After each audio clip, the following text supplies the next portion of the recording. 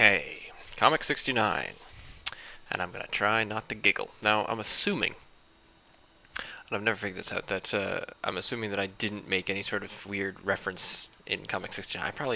I'm the kind of person who avoids stuff like that, where it's like, if it's that obvious, if it's, oh, it's Comic 69, it has to be very funny and lewd and tee-hees and tongue-in-cheek, but I try to avoid it, so hopefully it's not happening. What have we got here? We've got,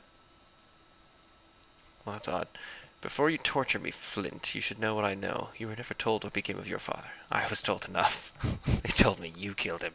No, I am your father. No! Wait, how does that even make any sense? Doesn't. I'm just messing with your head. Flint's no doesn't look very no. In fact, I have to say Mark Hamill's no, big long no, is probably better than that. And that's saying something. Yeah, that one's just talking heads. I'm not very happy with that one, and it's a pretty obvious Star Wars thing. Even reference, cop. I don't know. Even the part where it's after saying the no, he says, "Wait, how does that even?" I want to say that I've seen that before, but maybe I've just seen it before when I did it. This is the kind of thing where when I come up with something, as soon as I say something, even if it's spontaneous, I recognize it immediately. Because it did rattle around in my head. I read in a magazine once that that's what actually explains deja vu. The explanation behind the feeling of deja vu is the fact that your basically your senses take in the image, smell, your five senses take something in, and then before going to your perception of it, it routes through your memory. So you remember it before you actually sense it, if that makes any sense.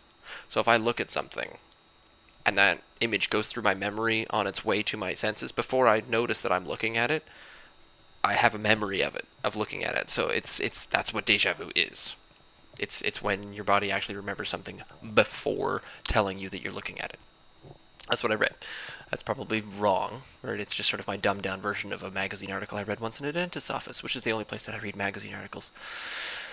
Because normally I can't be bothered. So, I'm having a kind of a deja vu moment where I'm remembering this, except it is probably actual deja vu because I originally did make this comic, so remembering it is sort of sensible. Spiky head, continuity's still there.